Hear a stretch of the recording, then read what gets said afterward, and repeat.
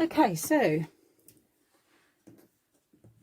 we're going to take a look at English paper piecing, which is one of my favourite forms of patchwork, and the first one I learned and first love, I suppose. The key with this, and why I think for beginners this is a good place to start, is that as long as your paper pieces are accurate, everything else kind of slots into place. I think sometimes people think that machine piecing is going to be easier, but the difficulty you've got there is you need to be really accurate with your cutting of your pieces, which means you need quite a lot of specialist equipment. You need your rotary cutter, etc., etc. And you need a sewing machine, and you need to be able to sew a very accurate 1/4 of an inch seam on your sewing machine. So we'll get to that later, but I think this is a good place to start, because a lot of those things are kind of taken out of the equation, if you like, because with this method, as long as the papers are straight, everything matches up and should be straight and fit. So I think it's a much easier place to kind of learn about the 1/4 inch and the stitching and why it's important and how pieces fit together as well. So I've sent you quite a basic template to start with.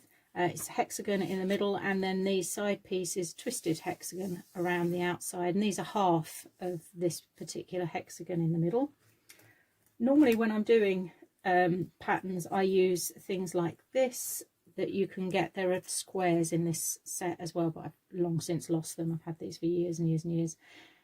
Clover make 2 sets of templates like this, which have got different shapes in them, and they're about £7, I suppose, to buy, but they are worth having, because they are particularly useful if you want to do a technique called fussy cutting. So for example, with a fabric like this, where I might want to actually cut it to make sure that I've got a certain part of the fabric in here, so you end up with a little sort of picture in the middle, if you like, of each of these blocks. So you can imagine that this block would look quite cute if each one had planets, or the spaceship, or the superhero in each one. And we'll look into that a bit more later. They've got a 1/4 of an inch around them, so technically you could draw your paper piece here, and then you can use that to do your actual cutting out, but I'll come to that in a minute, because I think when you're a beginner there's an easier way. So I've drawn the design, and they're always quite geometrical, and they tend to work in hexagons, squares, diamonds, triangles, and the diamonds might be, and triangles tend to be either 60° or 45, which means you're either going to do 6 to make a star or 8 to make a star. But you can pretty much do any design you like. I've just been working on another one for you, which I've just been drawing out, and you can see I've worked on diamonds, but I want to put a hexagon in the middle so that these kind of tie together, and you then end up with this jewel shape, which is quite a popular shape as well for paper piecing. So I'll give you a few designs to work with, and I just want to now go through the actual technique of putting it together. So once you've got your template, cut these out and cut them as accurately as you can, so that you've got a little pile of templates here. If you want, print it out twice so that you can keep one of these flat, if you like, and either keep it in a book or collection. But it also helps when you get to the point where you start to actually put things together in order. It reminds you of how to do it, because that looks really simple, but trust me, once it's all cut into pieces, you'll be sitting there going, hang on a minute, which way up does it go? So it also can help you when you're deciding where to put your fabrics, so your colour scheme or something like that as well. So once you've got your pieces cut, we are then going to baste them. So we're going to cut the fabric, and I'm going to grab a piece of fabric here just to show you. And before I said that that shape had 1/4 of an inch. Now, most people and books will tell you 1/4 of an inch bigger. I think when you first start paper piecing, do yourself a favour, cut it a little bit more, even up to 1/2 an inch bigger if you like, for this particular basting technique. The 1/4 of an inch is because when we come to doing the actual quilting, if you've got 1/4 of an inch and you quilt 1/4 of an inch in, you're avoiding an extra layer of fabric, so you're making the quilting a little bit easier. But what you can do is, and I've been fairly reckless in my, there we go, look. So what you can do is, once it's stitched together, before I quilt it, I can go in and trim those. I'm not going to cut across there because I'll cut across my basting. So once they're stitched together and the basting's out, you can then go in and remove any of these lumpy bumpy bits. I tend to do the basting, and I've used the word reckless, I tend to do the basting when I'm feeling a little bit less accurate, should we say. So if I'm sitting there in the evening and I don't want to put my glasses on and be that bothered, I can sit there and do all of this part of the exercise. I don't care what the stitching looks like, because it's all going to come out afterwards. The purpose of it is just to hold the papers on to the fabric. So yes, if you're feeling reckless, my advice is do your basting as opposed to the actual sewing. So I'm just going to cut around here, and like I say, I'm giving myself a little bit more leeway as I go around here. What you can do is draw yourself some larger templates out of card or something, so you can just literally draw around them on your fabric, especially when you're doing things like this where you might be doing several of them, or if you were doing a quilt that was out of this same design and you were going to do sort of 16 or 24 blocks, then draw yourself a bigger template, and then you can just draw around each one onto your fabric.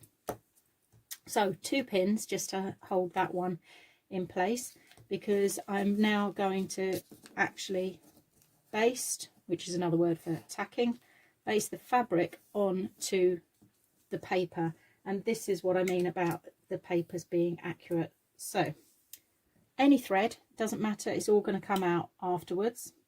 And I'm going to put a knot in the end, because again, it's all going to come out afterwards. So quilter's knot, you lay the bottom of your thread between your thumb and your forefinger, lay your needle across it, and I'm holding it with this finger here, and then I wrap it round 3 times, and then thumb and forefinger grab those wrappings and then just slide the needle through, keep holding it, keep pinching, and then what will happen is, look, you get a little knot at the end.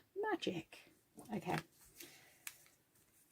so I'm going to start here, and I'm feeling the paper to come over, so the fabric's coming over and there's no gap between the fabric and the paper. And when I get to the corner, I'm keeping my thumb in so I can get a nice sharp corner there. Okay, so I keep kind of rolling it with my thumb really onto here, and I'm taking quite big stitches because, like I say, they're all going to come out afterwards. The key points, and if you were on a smaller hexagon, you could literally just do one long stitch. It's these corners, just making sure these corners are held in place. You want to hold those papers in place for as long as it takes you to actually sew them all together, because you can do some really intricate designs with paper piecing. And the reason is that you can make anything, any design you like, as long as it's shapes almost like a jigsaw that all fit together. So round we go. I'm going quite slowly, but you'll find that once you get going with this, you'll pick up your pace quite quickly. And it's one of those jobs, like I say, I tend to have an evening where I'll just sit and do this, and then I'll have a pile of them all ready to go. And then other evenings where I want something a little bit more intense, if you like. And that's what I like about patchwork, is there are different processes for different moods, shall we say, but every one of them is quite sort of peaceful, if you like. So when I get to the end, I'm just going to do a couple of stitches on the spot to hold it,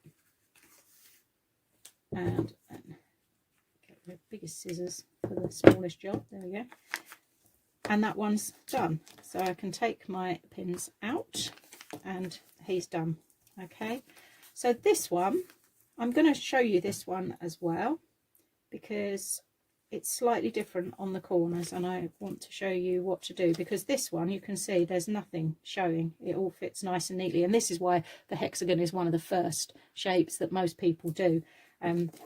You may well have been forced as a child to do hexagons, and I certainly think there are lots of households in this country that have probably got a bag of crimpling sort of shades of brown hexagons in a cupboard somewhere. So with this one, I'm going to start on that straight edge there, and again I've put a little knot in the end. Oops, okay.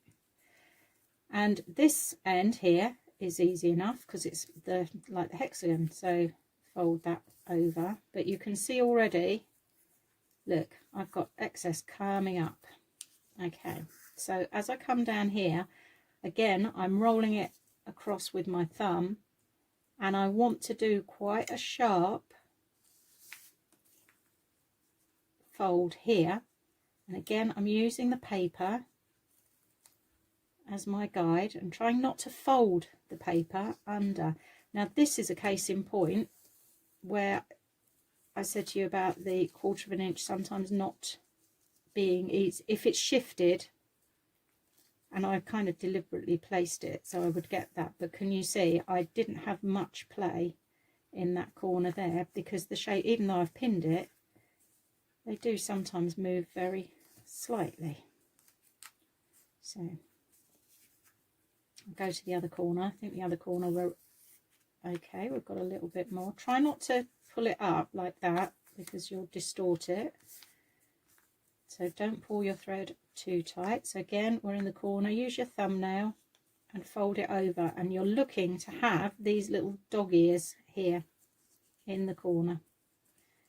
If you tried to get rid of those dog ears by you know, folding them over and under and everything and tucking them in, what would happen is you wouldn't have a completely pointed point. It would sort of curve off and be lumpy, and it means that you then can't fit all these nicely together. One of the very first ones that I did, nobody had shown me how to do patchwork, so I was just kind of winging it, and I did a diamonds, and I you know, kept going, and I diligently got rid of all these dog ears, you know, into my points and everything, and I thought, there we go, we've got no bits of random fabric around.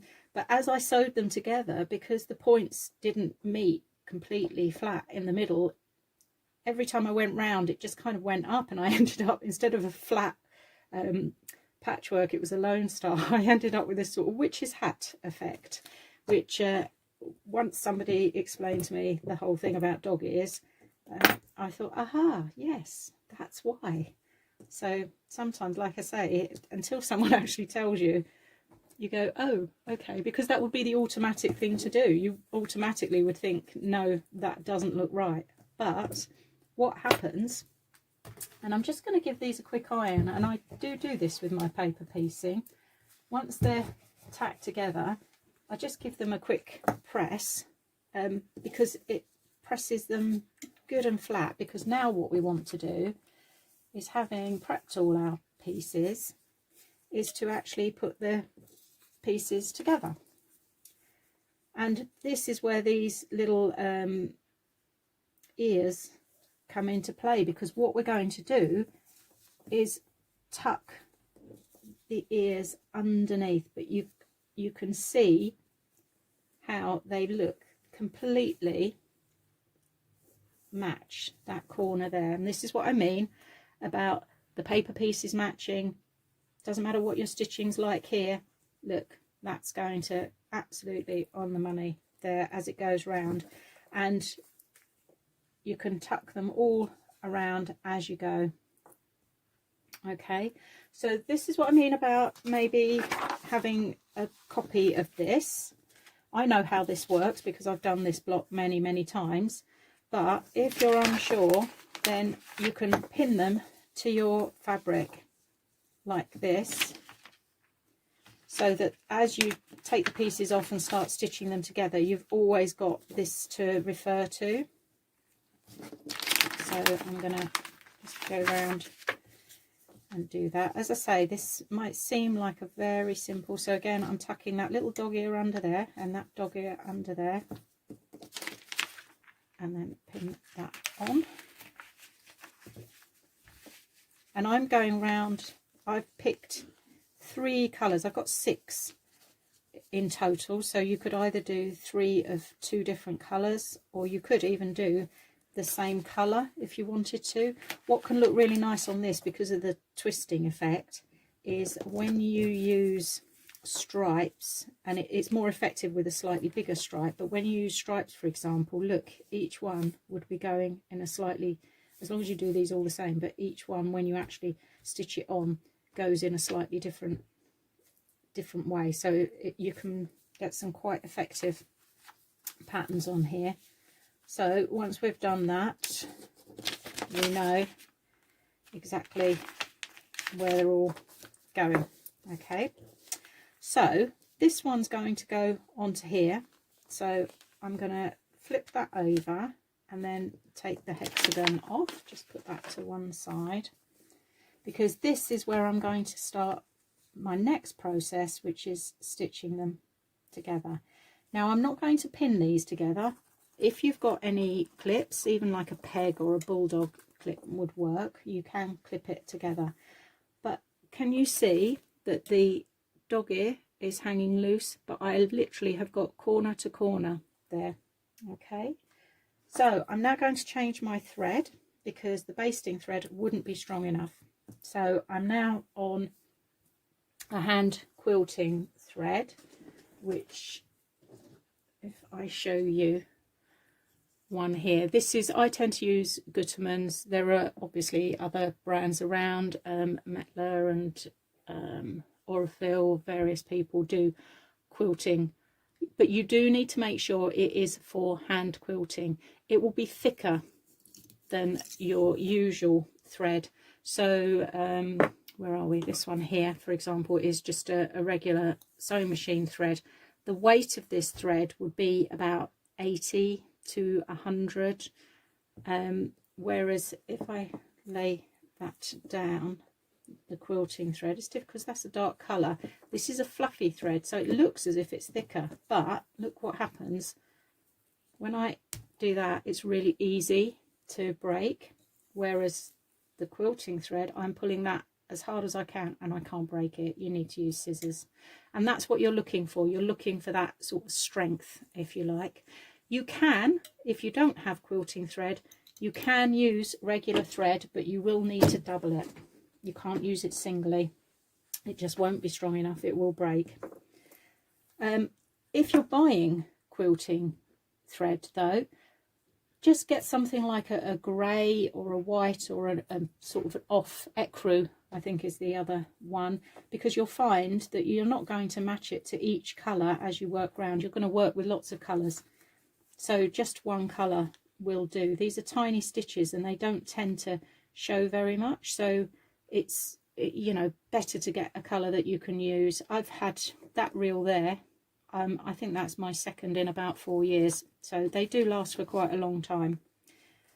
So what I'm going to do is I'm going to anchor my thread first, so I'm just going through the fabric, not into the paper, and I'm going to do 3 little stitches here. So I'm going to leave a bit of a tail. I'm not doing a knot at this point because knots, if they come undone, are the weak point on sewing. So there we go, I've got 3 little stitches, so that's good and anchored in place. And then I'm going to just run across the top of the paper under the fabric there to get into that corner, right into that corner, and bring the thread out, and then I can start sewing. So I'm picking up a tiny little piece, hoping that you can see this here. I'm just picking up tiny, just almost a few sort of strands, I suppose. Because you've got the papers in here, the papers won't let you take a big stitch, because if you feel yourself going through the papers, you've gone too far down. So you're literally doing an over stitch, and I'm probably only 2 millimeters between each stitch, so it is a tiny stitch. I'm going to get rid of that because that's probably in the way. Okay, so I'm holding between my thumb and my fingers there, holding it together, and then I am just doing this tiny little stitch along there. And you do need to only do tiny bits. Now, have I got a... No, I haven't. You'll see this thread, because it's thicker, it does come off the spool a little bit curly whirly. You can get what's called thread conditioner, or you can use beeswax or paraffin wax. I can't find mine at the moment, where you just run it across the wax and it sort of straightens it out, a little bit like hair straighteners, I suppose. Or I'll just lick my fingers and run that down the thread just to kind of straighten it out a bit. But you do find that sometimes you'll get those little curls. I'm quite hoping one happens so I can show you what to do if it does happen, but because this is a video. Oh, so yeah, look, you can hopefully see there's a little sort of knot formed there, and what you tend to find is that don't sort of pull it, just go in and wiggle it, and look, it'll generally just come away, because all it's happened is the end has wrapped itself around. So just be very gentle, and you can often, just by putting your needle in that little loop that you get, ease it out. So I'm just going to run quickly to the end here.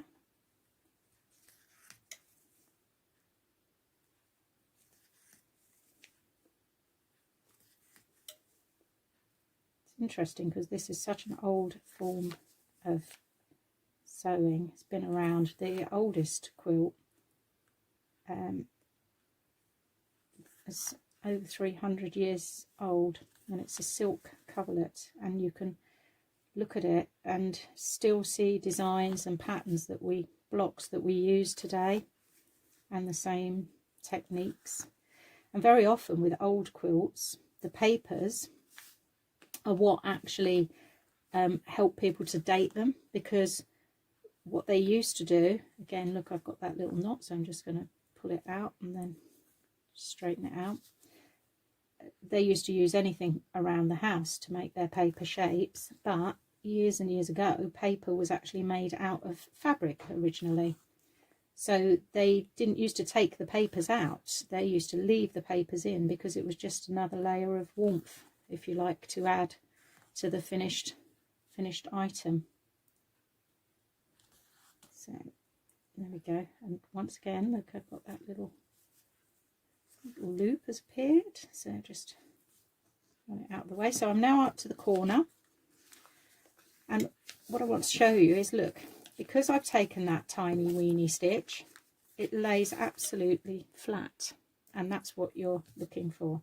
So I can now go back to my design, and this is my next piece that's going to go around, and here's my dog ear.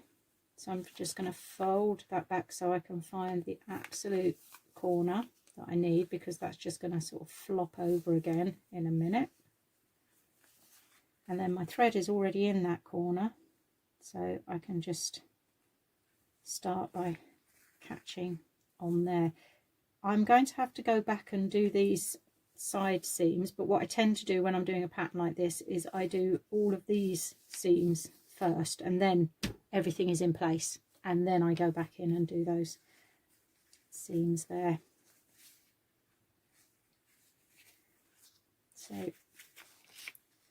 there we go.